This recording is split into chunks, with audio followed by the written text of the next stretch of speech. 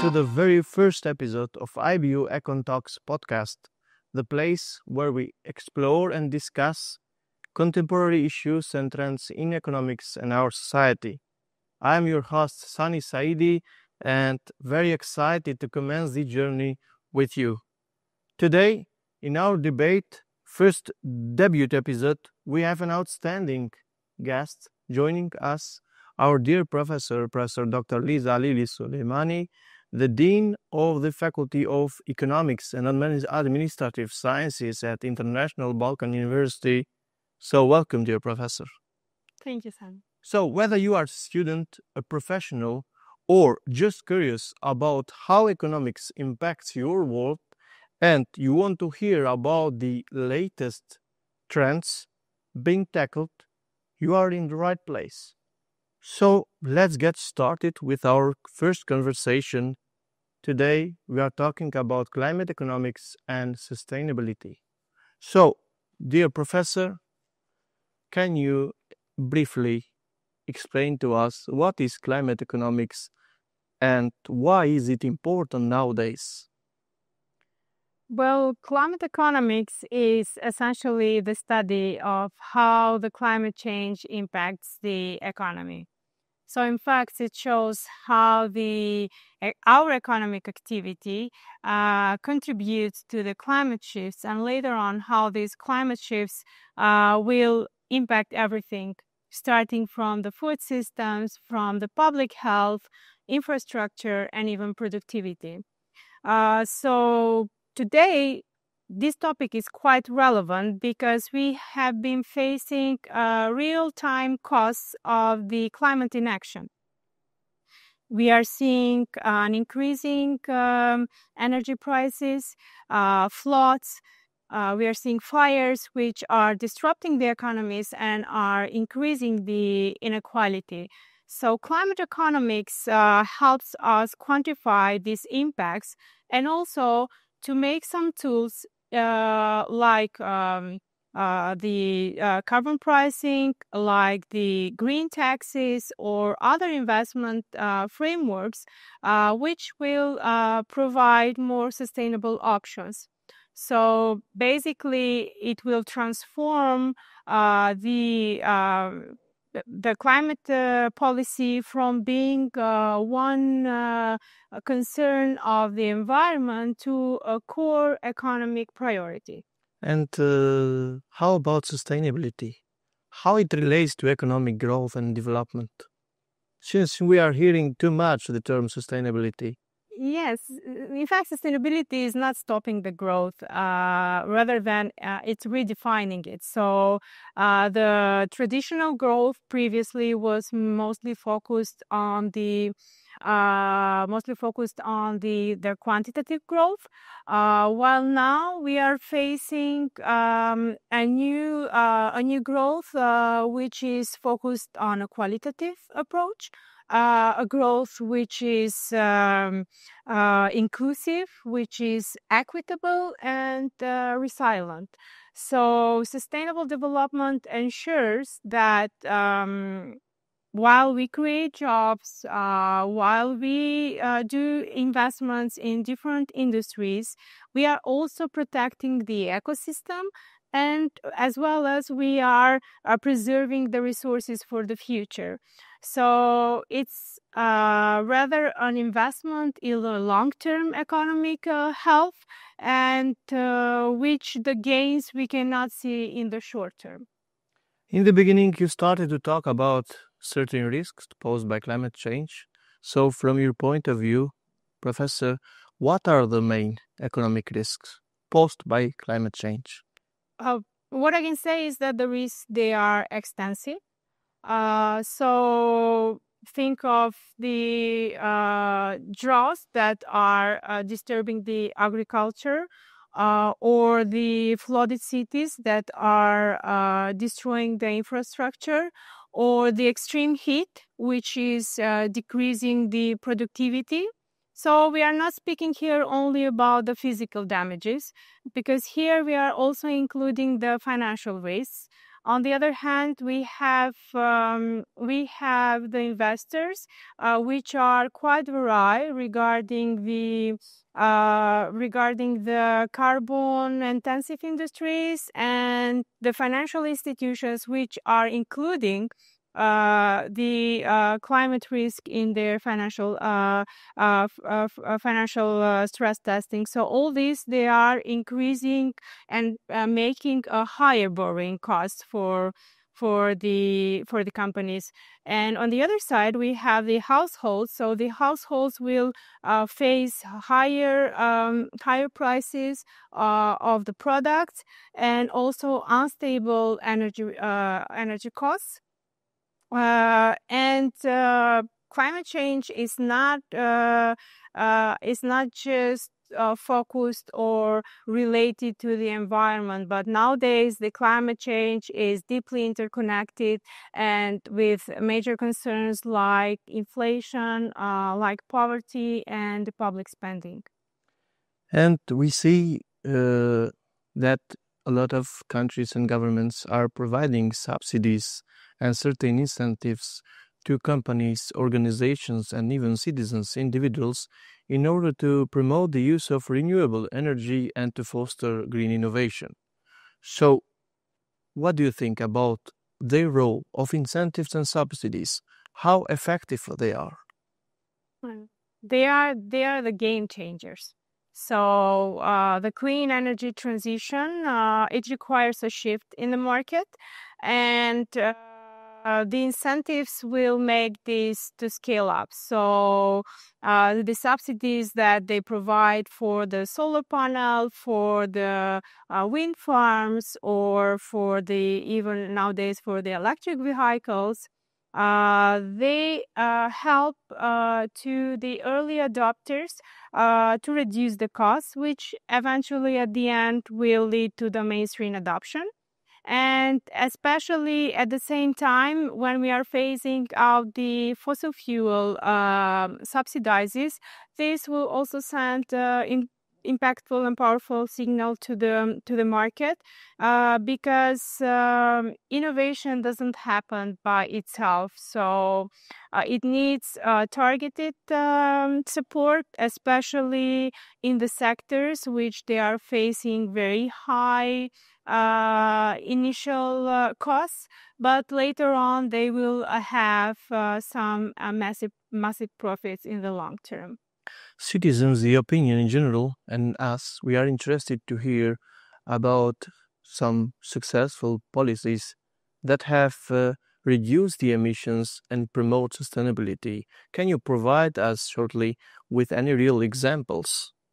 Yes, absolutely. One of the examples that I can mention is that of Sweden. Sweden has the highest carbon tax in the world. However, has been successful in managing to decouple the emissions from the growth. Another example that I can provide, and which is quite interesting, is that of Costa Rica. Costa Rica. Yes, Interesting to hear. Costa Rica, we can say that it's one of the countries which run almost entirely on the renewable energy, 98%, imagine. And in fact, we can also say that in the EU, we have the emission trading system. It's expected to hear that EU countries are... Yeah, they have the emission trading system, which has shown some measurable emission reductions. And what we can say for all these countries and for all the examples is that these policies, they work when they are consistent, when they are transparent, and when they are supported by public engagement. So what is the lesson here? The key lesson is that when the government provides direction and when they provide consistency, then the market responds. Until now, we mentioned several climate risks, and on the other hand, we saw that there are a lot of demands for promoting sustainability. So how do you see the business sector? How businesses are adapting to them? Well, we are seeing a real shift here. The ESG reports is becoming a norm, not an exception. So businesses nowadays, they are redesigning the supply chains to be more resilient. They are investing in more low carbonate technologies, and they are rethinking about product life, which is more in a circular model economy. And many of the businesses are realizing that sustainability is no longer a cost for them, but rather it's a competitive advantage that they can use. So consumers, on the other hand, they want more greener products and brands, while the investors, they are shifting toward more their funds toward more climate-friendly products and portfolios, and even employees. If we are taking as an example, they prefer to work in the companies which are companies that are towards such sustainable goals. You mentioned the consumers, their behavior. So, what do you think? What is the consumer behavior impact the transition or the switch, so-called switch, towards sustainable use of sustainable products or services? How consumers react towards this transition, towards this shift? Okay, so consumers, they are the powerful drivers of the change. When people choose the local food, when people choose the energy efficient appliances, when people choose sustainable fashion, that's what they shape the market trends. But when we are seeing the situation is that we can face and we can see a real gap in here between the awareness and the action. Yes, people may care, people may like those brands which are sustainable, but when they face the decision making, they try to choose more cheaper and sustainable options. So here comes the public policy. And when we are using the smart pricing, when we are using the education and the product transparency, then the consumers will be empowered with the information and the incentives, and this can truly make and accelerate the green transition in the market. So we saw that in general nowadays it's promoted and supported the implementation of climate effective policies, and on the other hand implementation of sustainable practices. So can you share from your perspective what you see as the biggest obstacle to implementing climate effective policies and sustainable practices, whether from business perspective or from other perspective? Okay, so one of the main challenges here is that we have a short political cycle. While we know that the climate actions, they require a long-term vision, and on the other hand, we are facing political cycles which are short. So then we have another issue with the fossil fuels dependence and the powerful lobbying interests. So in the case of the developing countries, then we have another obstacle where we can say a double obstacle, where these countries, they are facing the financial and the technological hurdle, and let's not forget the behavior. The change in many cases can be uncomfortable. So with on the other hand, with better communication, with a better leadership and better public participation, we can overcome all these obstacles. So it's not easy. Yes, we all know that, but it's possible. You tackled shortly developed and developing countries. So we expect in general to hear differences on this issue too, like other issues, other matters. So how do climate economics and sustainability challenges differ based on the category of the country? In this case, we have developed versus developing country. Well, yes, because it's a question of capacity and responsibility. So the developed countries, when seeing historically, they have more responsibility and more financial and technological resources in order to act on certain issues. On the other hand, we have the developing countries, which they have a dual burden. They have problems to the access to finance and also to the technology. And on the other hand, they have to deal also with the decarbonizing process. So that's why the equity is central, and climate finance, technology transfer, and fair trade, they are all these policies which are essential to help them to improve the cleaner models. So we have to make more greener economies and transitions to be inclusive. And because if we are speaking otherwise, it won't just be, or we will not even be sustainable. Now, Professor, I would like to go a little bit on local perspective, since I think that will interest mostly our listeners. So, how stands our country, North Macedonia, in terms of implementation effective climate policies and sustainability practices?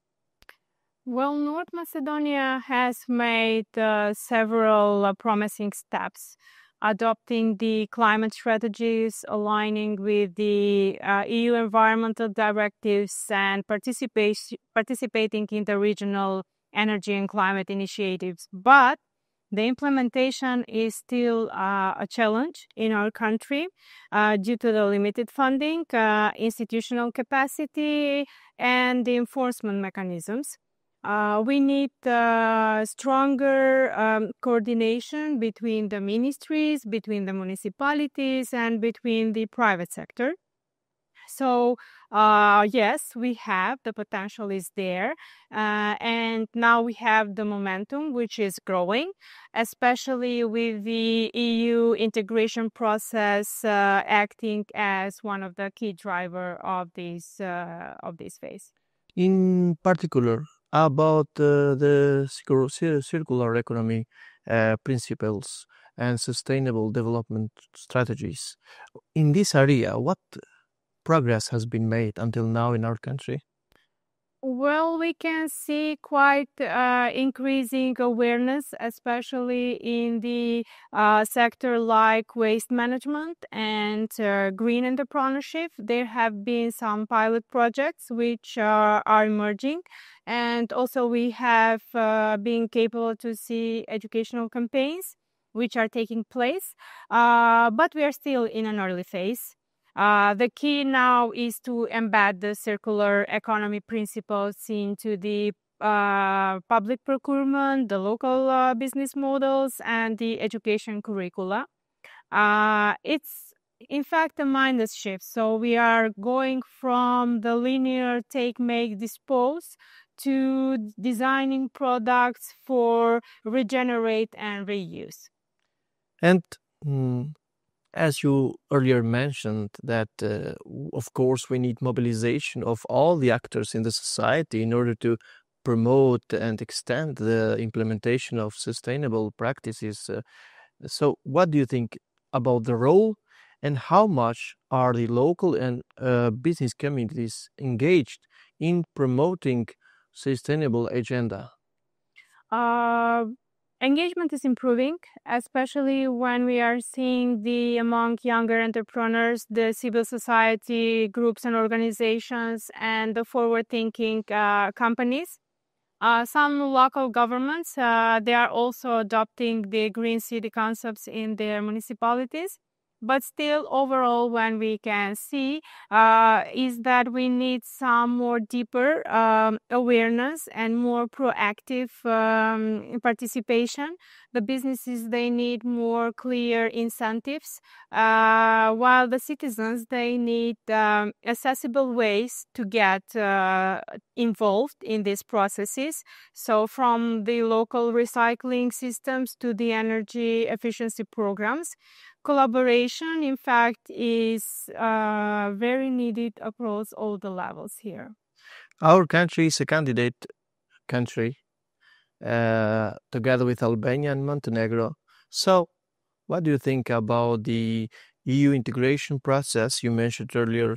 How this process influencing climate and implementation of climate effective policies and sustainability practices in North Macedonia? It's a major accelerator. The EU green agenda for the Western Balkan has set some clear targets, and within that way, it provides access to funding and technical assistance.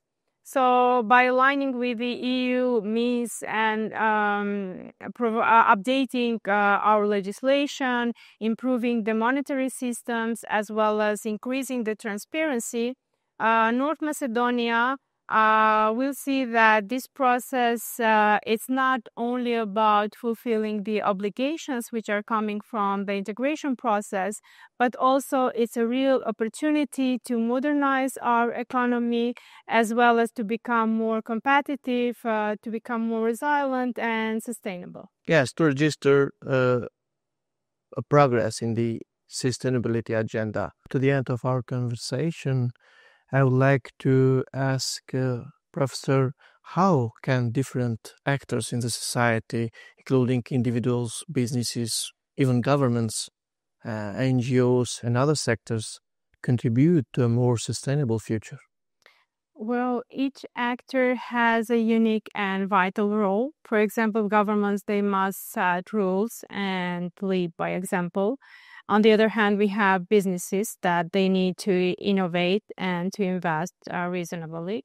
NGOs, they bring community voices and help monitor accountability and be transparent. And we as individuals, we vote, we consume, we educate, and we organize. So the beauty of sustainability, in fact, is that it involves everyone to be part of the solution. So it is a shared journey, and the more we are aligned with the actions, the faster and more effective the progress we will have. Being at a university, coming from the academia, we would like in particular to hear your opinion on the role and contribution of educational institutions in general, but in particular the universities. Well, the universities, they are the heart of this transition. We are not only knowledge producers, but also we are incubators of the future change makers. So at IBU, we are integrating sustainability into teaching, into encouraging the student-led initiatives, partnering with the industry and policymakers. We see education not just as a tool for individual success, but also as a foundation for societal transformation. So if we want a green future, we must first build green mindset. So that is what starts in the classroom. Thank you, Professor. So we are in the end. I would like sincerely to thank our dear professor for her being as a guest in our first debut episode and helping us to tackle these contemporary issues about climate economics and sustainability. Thank you for listening to us. I'll see you in the next episode. Meanwhile, enjoy your holidays.